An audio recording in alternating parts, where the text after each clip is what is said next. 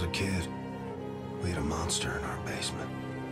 My father said if I'd done wrong, it'd creep out at night and come for me. I tried to do no wrong, but the monster came all the same.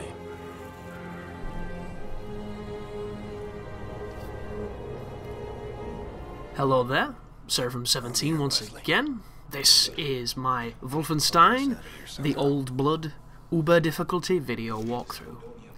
This is chapter 1, it is called Prison. So, of course we've been incarcerated after dropping into the office with Jaeger and that super soldier character. And we're listening to, I think his name Kessler? I can't remember this guy's name. Your buddy who was in the car, who's, I think he's Welsh. He's going to give you a little bit of exposition here. We're going to try and climb a wall, and it's going to give us this pipe. And then it's going to introduce us to the concept of left trigger, right trigger climbing, which, as much as I love that machine games commit to the first person perspective, and they give you this ability to do the sneaky peeking, which is a cool feature too, I don't think there's anybody on this planet who is grateful for moments where we have to repeatedly press triggers to climb walls. Didn't work in Modern Warfare 2, didn't work in Ninja Gaiden 3, like... It's a feature that does almost nothing and adds almost nothing, yet it turns up more than you think it would. But this is introducing you to the concept of stealth through this first chapter. Instead of taking on the super soldiers head on, or picking up their machine guns and shooting them, if you come over to these generators and you hold X on them, it will lower this power conduit and it's going to turn them off. Then if you run up to them, you can do an execution that will deactivate their battery and it will kill them. So it'll completely shut them down. It's an interesting transition from an insane firefight, which is really intense, to a much more reserved, slow pace, methodical stealth section, which, if you want to, folks, you can completely skip killing people here. You can get to the door, you can wait for an opportune moment, and then you can open the doorway. As soon as you power down the doors and you press X on them, it goes into a cutscene to get you through the door and it checkpoints you, so you can be very careless and reckless in your acquisition of getting through these rooms, but I'm just going to show you a nice swift approach through some of them, and then the next one coming up I'm going to show you a stealth choice.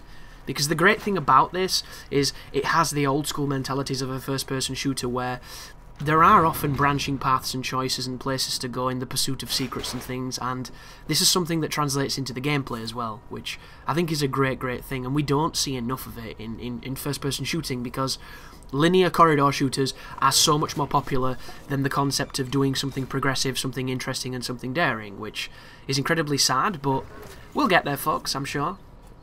So stab the dogs. Even if you're an animal lover, they give you 10 armor, so it's a great way of bumping up your armor. And if you wake those dogs up, they're a pain in the ass, so get rid of them quickly. There's two features to your pipe. One feature is the two-handed baseball bat-esque style I have right now. This will do a slower, larger swing. It can also block, but I don't think the block is worth anything.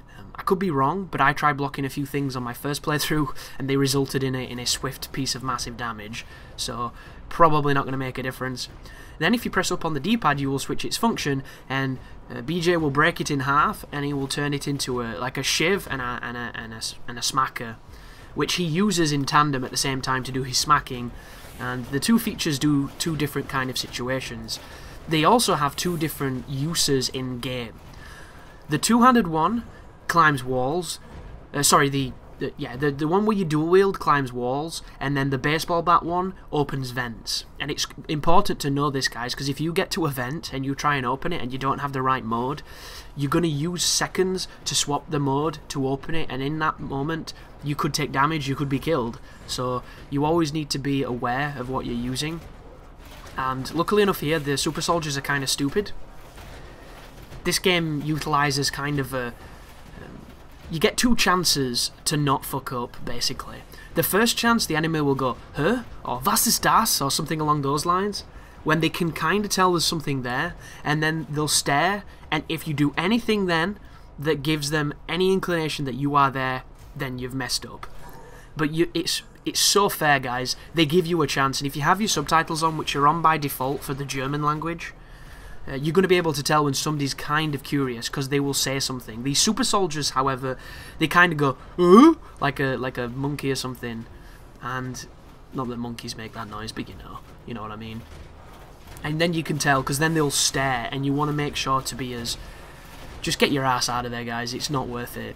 And do not test Uber Difficulty's AI at all when it comes to awareness, because I have been peeking round corners, barely being able to see the enemies, and they've seen me. So it's really, really highly tuned. But as soon as you get up here, we now have enough time to hit this door and then get through it, which makes that room seem really easy, doesn't it?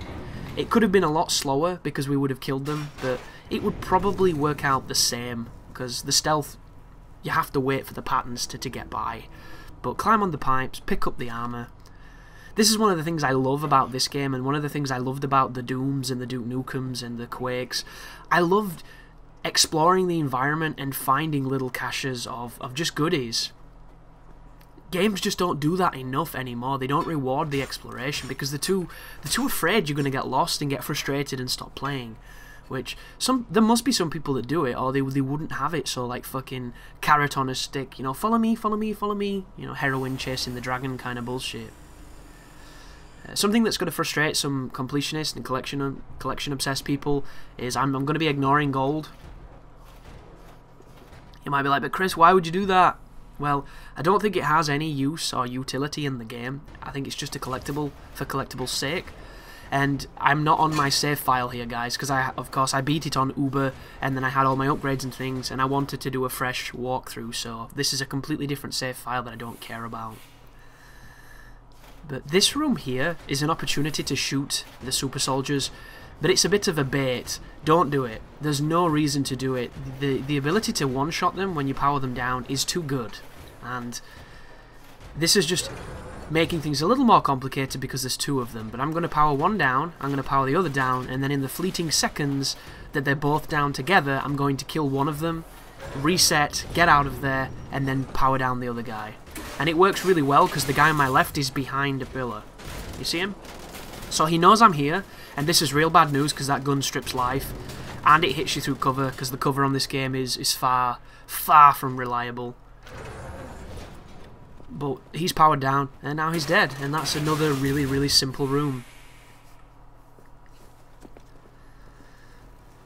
But this is such a great experience. I had so much fun playing this, and I don't know if it's because I've not played a first-person shooter in a while, or because I'd not played a game in, like, how long was it? Give or take a week and a half, but I came back to this, and it just felt really, really fun. You know, I was smiling pretty much the entire time. I wasn't getting frustrated or angry. It was just, it flowed, it was smooth, and it feels good too. Like, the last first-person shooter I've been playing was Far Cry 4, and I think Far Cry 4 is a lot like Fallout / Oblivion / Uncharted, whereas the shooting is the worst part of that game. And I know that's possibly not a popular opinion for some people, but it just kind of is. Like, the shooting doesn't feel good. The enemies take far too many rounds to die. It doesn't feel like you're getting any kind of reception, that you're hitting them, that you're stunning them, that you're having any effect. The gun sway is insanely high. The recoil is high too. It just makes using the guns feel miserable. It doesn't feel satisfying to me at all. Like, I feel the same about the combat in Oblivion, I feel the same about the guns outside of VATS in Fallout, and I feel the same about Uncharted. These games have fantastic, beautiful games, really fun platforming, fantastic cutscenes, fantastic narratives, everything is golden. And then the part where you shoot people, which is most of the game, is just not as sharp and as polished as it could be. And with first-person shooters, I've always kind of assumed that I'm comparing them to Call of Duty, because as much as people hate Call of Duty, and I myself are getting kind of tired of it, it's the best feeling shooter out of all the shooters. And I've played all of them, guys, and it feels good to move. They nailed it. You know, Call of Duty 2, even Call of Duty 1 felt good, but COD 4 just... They made the game feel great. And when it's a pleasure to move and aim and shoot, and you feel like it's the right amount of, you know, challenge on your gun skill and the best amount of rewarding accuracy and hands on the sticks, it just feels fantastic.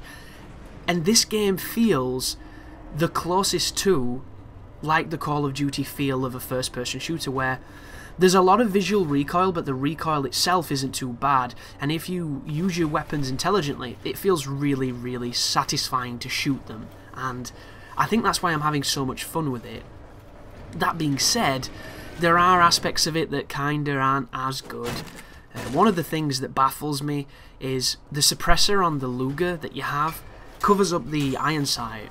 So when you're aiming with it, it's really tricky to see if you have it on their head when it's suppressed. And you're always using it when it's suppressed because that's when the gun is good. It's just one of those modelling things where I wish they would just adjust it so that you can see the front post better. And it would make that gun so much easier to use at distance. But as it stands, with the little bit of ambient sway that's happening, it's just awkward. Needlessly as well, when all the other guns seem really fine when it comes to that. Another quality where I find the game lacking is whenever you climb, whenever you jump in water, whenever you do certain actions in this game, it automatically changes your weapons. So you might think that you're using a pistol and when shit hits the fan you press Y and you've got a shotgun, but when you press Y he'll pull a fucking knife or he'll pull the pipe out, and it's the worst situation in the world. The good news is once you realise the game does this after all those transitions, you can swiftly reset your weapons, but the real point is you shouldn't have to.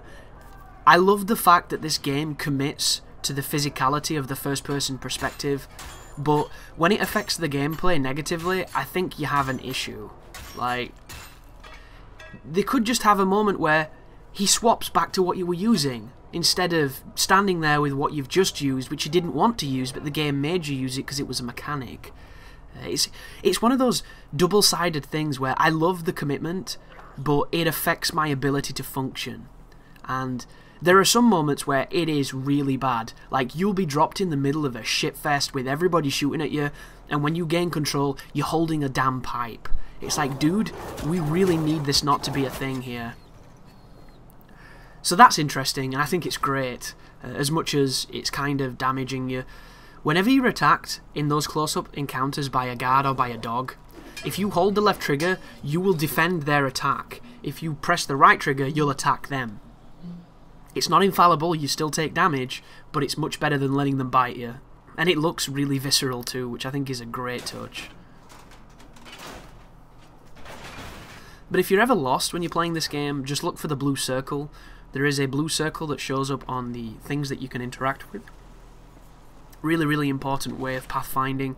And we just met there the rat that seems to follow you through the entire game. I haven't tried to shoot that rat, but I reckon if you do, you might get something interesting. Maybe a piece of gold or something. Seems like the kind of touch that they'd had, but I never did it because he seemed kind of friendly. But when you dash, when you crouch, when you run, you do a nice little dash. It's not quite as long or as useful as it could be in some games. I'm trying to think of a game where it was an attack. I think it was Fear. If you ever played Fear, when you did that slide, it would knock people off their feet. It was a hard knockdown, which I thought was a really cool idea. I don't know if it does anything like that in this game. It might do, but I never tried it. Mainly because running at enemies on this when they're aware of you is a death sentence. Like, your armor's gone, dude. One mistake on Uber and your armor's gone. Completely evaporates.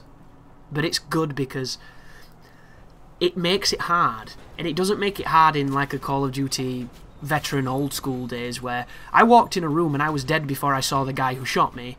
It's hard in a way where if you manage the situation, if you're aware of everything happening, you can do a lot of damage and you can make that armor last a long time, and it's a massive service to your playstyle. But if you don't, you've got no armor and it's your fault. And that's a great feeling because it empowers the player, and it means we don't have to spend the entire game hugging a chest-high wall, crouching and waiting for our regen to happen. It forces you to play a different way. And sometimes it's that speed that enables that to be effective, where you can strafe and you can be evasive. I wish the jump was a little less real, because realism against jumps in first-person shooters, all it translates to is I cannot shoot you while I'm jumping, nor when I'm landing, and I cannot be effective and mobile at the same time, which makes a lot of sense in your more realistic shooters, but when you're playing a more arcadey one, Google Quake 2 multiplayer and tell me how many times a dude jumps. Then watch when he jumps and see if it affects his shot. The answer is, it don't. because that's how these games used to function. And I loved those days, guys. I was a jumper, you know. Hell, I'm a jumper in Call of Duty, and I know it frustrates a lot of people, but sometimes it can give you the unexpected edge. And I'm always looking for an edge when I used to play those games, but I haven't really played competitive Call of Duty for a long time. Due to internet and just a lack of interest in myself and my friends with that game. But if you don't know, these brownish boxes here with the stamps on them, the Nazi stamps, the swastika, they are breakable, and they generally have either armor, weaponry, or ammunition in them. They also have health. Another thing too that I didn't mention in the first video that I should have, because there's a lot to talk about here, guys. In that very first room where we took on that ambush, if you run around that room quickly picking up all the med packs that are available, you can upgrade your life and get the perk immediately. It's really, really good way of getting that extra boost in your HP if you want. I didn't do it in this though, and I don't get it until much later on. It's not the end of the world, but that extra 25 HP can make a big difference. That looks so cool. I'm a big fan of that. Oh, interesting. Is isolation a German word? I did not know if that's the case, but on that sign just then there was the first German word, there was isolation, just straight up vanilla, and then there was another one that was more Germany. So I wonder if that's got origins in German, which would be cool. But there was my health upgrade. I think you need to get your life to 200. The next one you need to get to, it might be 450. So this is at the point where I've still not figured out that you can hold the left trigger to block all the stabs. I was pressing it then to see if it made a difference. On some games, if you've played, you know, quite a few, you can sometimes buffer an attack before those sequences happen, where you can get an advantage going into them. And if you're not too sure what that means, it just means you know that that moment's coming, so before it's happening, you're already bashing the triggers. To buffer something, I know this is pedantic for those who know, is to input a command before you actually want that command. Oftentimes during an animation or before you're wanting it to come out via, say, if you're jumping or if you're running. It's something that you'll do without knowing you're doing it. But this is the dog creature that's going to kill me on the bridge a few times on my first playthrough, but luckily enough, we got a good strategy against him. Oh, on this point here, you want to be... Watch this. This is hilarious. Like, how difficult is it to press the analog stick in and press B? For some reason, I couldn't do it then. But here, keep moving. Do not stop. Regardless of how quiet you've been, the dog knows where you are when you're up on this balcony, and he does massive, ridiculous damage. Like... I think he took 30 of my armor just then. No, that was probably from the knife fight, actually. But suffice to say, he's took all my armor and put me down to 25 life from 2 hits before. I don't know if they were good hits. I don't know if I just got robbed. I'm not entirely sure how it worked, but yeah. I hate enemies knowing where you are. It's one of the things that I can't wait for gaming to get past, and unfortunately this game is guilty of it as well. If we set an alarm off, everybody knows where we are. There's no discovery for them, there's no surprise for them, it's everybody knows, and it's incredibly frustrating, but this is cool. This is both of the commanders incredibly quickly. You need to not shoot the glass though for this guy, so you have to move yourself a little bit out. There we go. But do you see how it's really difficult to line up the front post on this gun because of the bulbous suppressor? It's really frustrating because without the suppressor, this gun is really fun to aim. I mean, it's still got those rear bits that adjust the sight that are far too bulky. The easiest way to fix that would be to just scale those pieces down so there's more of a void on the top ridge, like the top slide of the gun. I don't really know the name of Luger bits. And that would be it. And this is coming from somebody who's not very good at modelling in 3D but still managed to model a micro Uzi and have the aimer look kind of decent, because I was thinking from a gamer's perspective of, if I had to stare down this for several hours during a campaign, it needs to be really, really good at its job, which is allowing me to see, allowing me to know where my bullet's going. But this is another moment where there's a couple of guys in here. The good news is, once you get rid of the officers, no alarms can summon, sorry, any more dudes. That was it there, was. And then we take him out. occasionally when you do what I just did then, when you don't get a headshot and it's not a clean kill, everybody knows where you are. It seems to be random whether or not it happens. I think a lot of it has to do with if anybody can see bodies, because there's moments in this game where seeing bodies seems to alert people, and then there are other moments where they don't give a single shit, and I couldn't tell you why. It's one of those things, you know, I haven't really played it enough to have that masterful understanding of how the enemy AI works, but I'm still competent enough to get you through the game if you're having issues. And depending on how fun the challenge maps are, I'm probably going to try and make some videos for those, because I did this level that we're on right now in the challenge, and I stealthed it. I stealthed the entire room, killed the ambush that happens at the end, got a couple of multi-kills with the grenade pistol, and I got, well, how many points did I get? 19,000 points, and I was like, oh, hopefully that's enough to do it. It seemed like a perfect run, or close to a really good run, and I was 10,000 points away from gold. So it's like, whoa, I am not understanding how to do this, apparently. And I think you've got to go loud. I think that's the remedy to that. Go loud from the beginning, get those extra kills, and that's probably how you do it. But I don't know if difficulty affects them, because I was playing it on Uber. Maybe they're on Uber to begin with, I'm not entirely sure. But it didn't seem that hard, guys. So if you're worrying about... Oh, there it was. Somebody's on to us, but as long as we don't show our face, he can't do anything. However, do you notice how the music changed? So that tells me that perhaps he knows where we are, which is frustrating, because I feel that we did not do enough to notify him and everybody else that your dog were here. Yet the game's like, nope, you fucked up. So at this moment, I'm going to move out of here. If you're getting a spot of bother where the alarms are ringing and everybody's shooting at you, if you come in here, it's a really good place to get away from grenades and change your position and kill people. I'm going to look around here though to try and pick up some stuff, try and get my ammo up if I need any, try and get my grenades to max, that kind of stuff, and then we're going to move forward and try and find who's left. And I think there's about 1 or 2 guys left. One of them's on my right coming up. I think he's just here. Oh, maybe not. Yeah, you see him shout?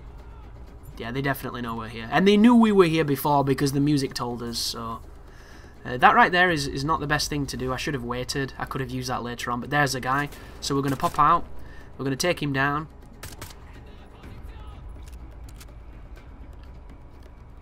Have faith in your bullets as well, guys. It might look like your gun's kicking really high, but I don't think it is on the reticle. So your bullets are still going the same place, it's just your gun is visually more bouncy than your actual aim is. If you ever played Call of Duty 4, think the Desert Eagle or the AK-47, because those weapons had lots of visual recoil, but the bullets went exactly where you were aiming them. So once you got used to it, you could be incredibly devastating with those weapons, and it's the same formula here. But right now you have an opportunity to get yourself stacked up, get your armor up, get your health up, get your ammunition up, and this is the game's way of telling you that there is about to be something big. If you see body armor and there's more than one with medpacks and grenades, it's telling you that you're about to have a big fight, regardless of whether or not you want it or not. So when you come over here, if you press this machine, it's going to spawn the next wave of enemies. That is an amazing weapon. What is it? The Kampfpistol? Kampfpistol? I have no idea. I'm just going to offend people if I start going into my effeminate German voice. Oh, alles klar, was ist das? You know, I can't do a serious German apparently. But this pistol is amazing. The reticle's a bit confusing. The iron sight is kind of weird. But if you put this anywhere near a group of dudes, you're going to turn them into red mist. And I'm not going to do a very good job of doing that on this particular level, so I apologise for that, but you can do much better than me, hopefully. It is a weapon that has great utility for groups, great utility against heavies because it will one-shot them if you hit them right. And it's really good against anything big too. It's good against the final boss, it's good against the bosses. I would say never use it against the shotgunners with the backpacks unless you can't hit their backpack with the rifle shot. Because if you can one-shot that creature. And it's a waste of a grenade. That being said, you always tend to have 1 or 2 of these grenades knocking about in your ammo. if you use it like me, which is you try to at least use it, but you don't overuse it just in case you need it.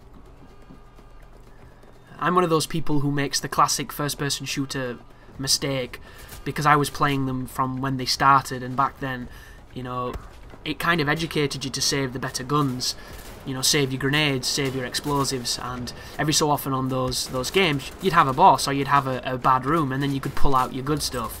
Whereas in modern gaming, those bad rooms kind of never turn up anymore once you understand how to play.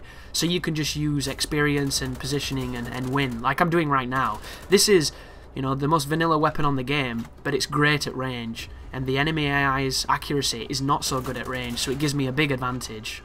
And you have to look at it like that, folks. The more distance you have, the better chance you have at winning, because the AI isn't an amazing, insane death shot at big distance. They can still hit you, and they will, but it's nowhere near like when you're up close, where they just melt you.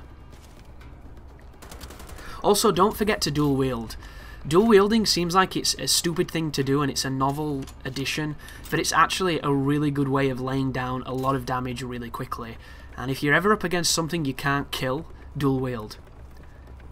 One of my favourite combinations is dual wield assault rifles, and then when you have to reload, swap to dual wield shotguns, because at that point, if you get to the point where you have to reload those double shotguns and it's still alive, it's probably not going to die anyway.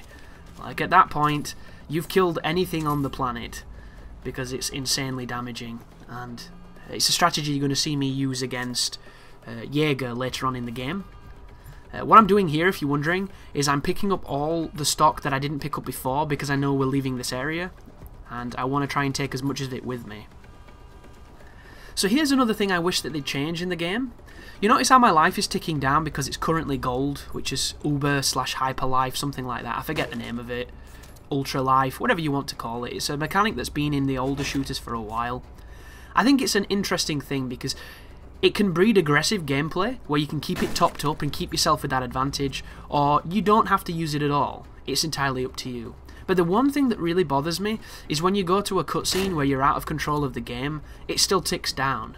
And it's because it commits to this whole perspective thing, so you never come out of the first person perspective, and the game never goes to a state where you are not, you know, where you are not your character. So it doesn't go to you watching a third person perspective of BJ. It's always your HUD, your perspective. It never changes because it's immersive and it keeps you in the game. However, your life is constantly going down, so the benefits that you got from not taking damage and from getting a lot of those med packs is being wasted because you can't skip cutscenes and you can't skip these moments where people are talking and exposition's happening. So it'd be really nice if they would go in and make it so that it freezes that counter, but it's just, as it stands, like I walked into a cutscene the other day with 270 life and I came out of it with 100, and it's that thing of I had a really big advantage that would have really helped, and now I don't, and I did nothing wrong, so it's a little sad, but it's not going to hinder your enjoyment of the game. And a lot of people probably won't even notice, because one of the things I do find quite a lot is when you look into games on a deeper level, and when you really do appraise them and be critical of them, even if you love them, some of the things that you find are lacking in areas, or bits that kind of stand out as they could have been tweaked or worked slightly differently, are things that people just don't see. Unless they, you know, you force them to see it, and then you'll probably get accused of being anal or retentive in some way, you know, accused of pedantry, which, I don't know, man. When you have that critical eye and when you are trying to give criticism, it's not necessarily about being pedantic, it's about pointing out the bits that stand out, both good and bad. You know, when you're looking for something to praise, you also have to look for something to admonish. And a lot of the times, people just think you're being scornful for no real reason, which is not true at all, you know. I love to celebrate aspects of games. I also like to show where they are weak, because it's all a learning experience, and the only way to get better is to acknowledge that there are areas that can be improved upon. So, thank you very much for watching, and you take care now.